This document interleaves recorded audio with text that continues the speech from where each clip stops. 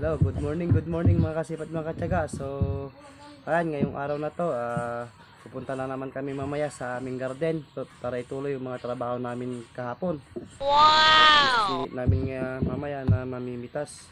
So, habang andito pa lang kami sa bahay guys, so prepare na namin tong upo para panangalian namin. Wow! Pagpauwi namin, meron na kaagad tong iluluto namin kaagad. Ito yung ating bunso. So ayan, at feeling well din siya guys. So ayan, paggabi nilalagnat siya. Kaya tignan nyo, ang tamla-tamlay ngayon. Oh, ayan, smile pa naman anak ko, no? Smile, hello!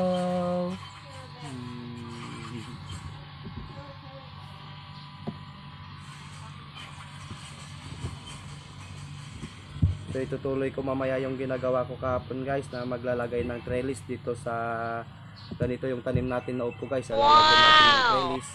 At yung asawa ko naman ay mamimitas. Wow! Mamimitas ng sili.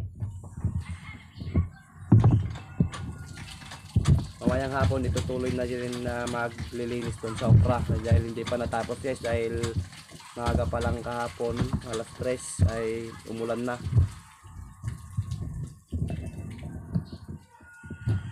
O, tignan nyo mga sipag ng aking bunso. O yung aking pinagbalatan ay nilagay na dito sa, imbis na paglalagyan ko ng maihiwan nito.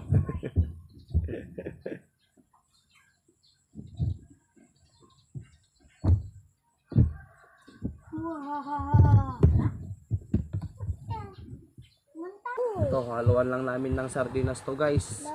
Okay na, masarap na pananghalian. So ito na guys yung upo na uulamin namin mamaya, naiwa-hiwa ko na. So yan, ilalagay ko na lang muna sa rep. So habang yung mga anak ko guys, tignan nyo nung dalawa, nagsasarili na silang nagsusubo o kumakain na sila ng noodles. Ayun yung mga panganay ko. Hello.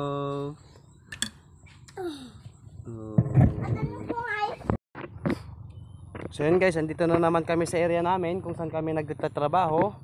So kasama ko naman yung aking anak.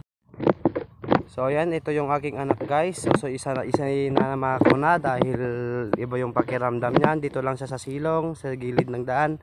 Nak! Eden! Hello! Oh, no pansin, no, nagsisulpot na guys. So ayan, dun yung aking asawa guys. So ayan, nagsimula na rin siyang mamitas ng aming sili.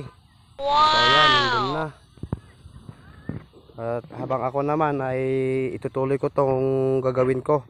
Ito yung ginagawa ko kahapon guys, na malalagyan ng trellis. So sana matapos na ngayon at para makapaglagay na kami bukas. Siguro bukas ng pag-akyatan na yung tie wire o yung barot. Sa sobrang lakas ng ulan kahapon at halos magdamag na ulan, ay itong lupa natin ay sobrang basa at itong mga tsinelas, itong tsinelas ko na guys ay mabigat na. So yan, tatanggalin ko na lang itong aking tsinelas. Okay naman itong aking sugat guys. So ayan, mayroon namang tali. So okay naman na lakad-lakad ko lang dito, hindi naman ito mababasa. So ayan, ito yung parking pala guys. So ayan, tutuloy ko na.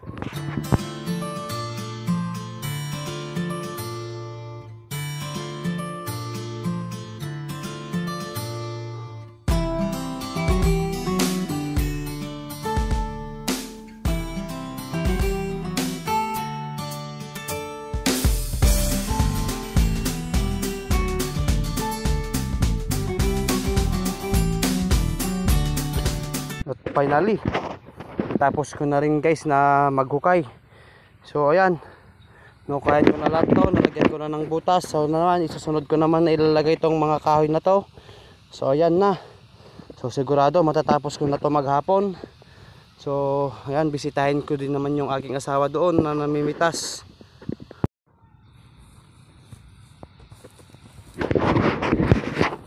So dito na yung aking asawa guys, namimitas na. So ayan. So meron din kaming ampalaya dito na maliit. So ayan, tumubo lang. At nilagyan ko ng pag-akyatan, pero ang ganda na guys. So dami na namin dito na kinuha na talbos at mga bunga. So ayan, marami pang bunga na nakabitin. So ayan na. Yan, tumubo lang to at inalagaan namin. Ito na yung resulta. So napakaganda at ang dami na namang talbos. Wow! So ito na yung aking asawa guys. Ito na yung kanyang napitas. So hindi na kami ulit nagtawag ng kasama namin guys dahil wala kami ngayong pampasahod. So mura ang na ngayon. So ito na yung kanyang napitas. So ayan, meron napitas na siyang isang supot na ampalaya. At ito naman yung aming mga sili. So ayan. So tignan natin dito sa silong. So tignan nyo naman dito sa silong guys, napakadami. Pero pag titignan mo lang sa ibabaw parang wala lang. Pero dito lang sa silong guys, so napakarami itong mga bunga. Ito. So itong pinipitas ng asawa ko ngayon guys ay i-deliver namin mamaya sa Enbat.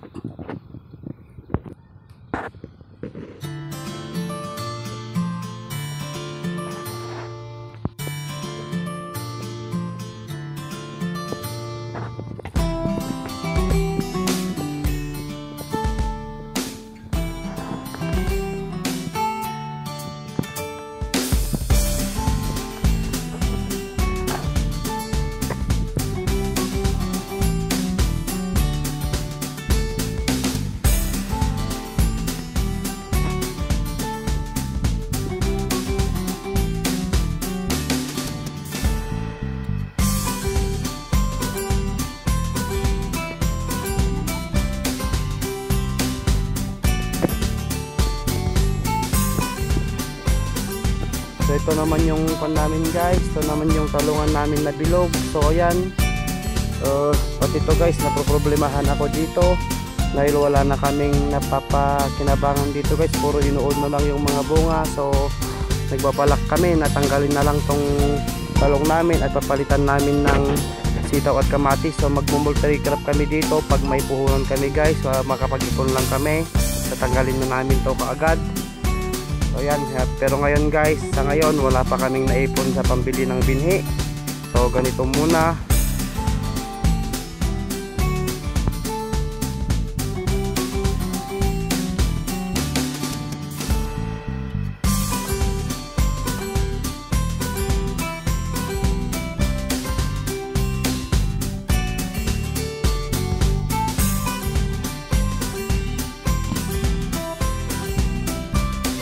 Anak kabel na payong man.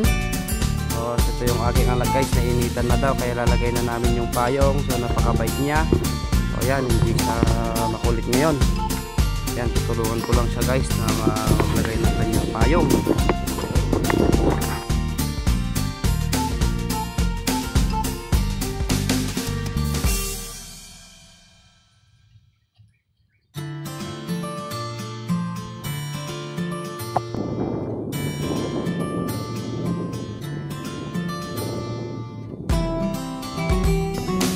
Guys, ito na yung natapos namin ngayong umaga. So ayan, tutuloy na naman uli namin mamayang hapon. So uwi muna kami para makakain. So ayan, nalagyan ko na yung 4 na linya. So 2 linya na lang guys ang kukumpletihon ko para makumpleto na tong kahoy. Ito na rin yung aking asawa guys. So ayan, namimitas pa rin. So nagagti yun.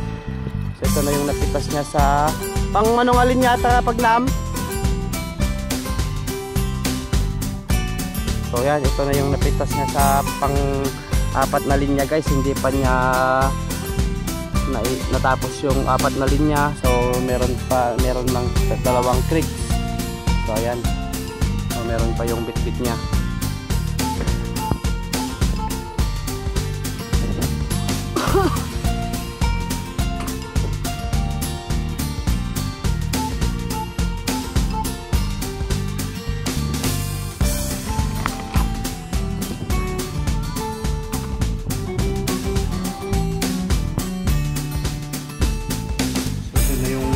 Guys na binalatan namin kanina. Ito na yung ulam namin, pananghalian namin.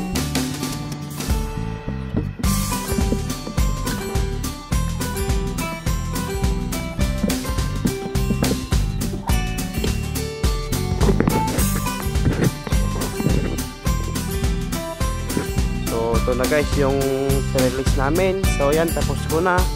At ipatayo ko na lahat itong kahoy na to.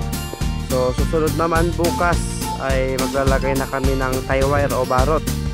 So dito naman yung aking asawa guys. So nakapagpitas na siya sa sili na meron na kaming ibebenta bukas.